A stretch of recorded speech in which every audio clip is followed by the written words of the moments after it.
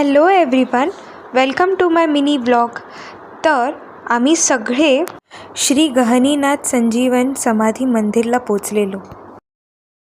आतमध्ये शिरायच्या आधीच तुम्हाला एक सुंदर रांगोळी दिसेल.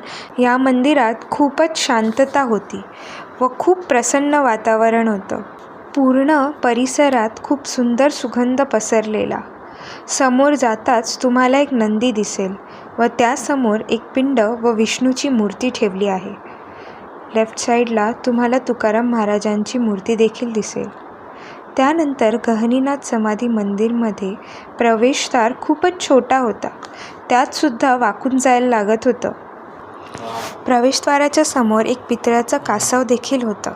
आतमध्ये शिरताच तुम्हाला समोर समाधी दिसेल. समोरच गहनीनाथाची मूर्ती देखील होती.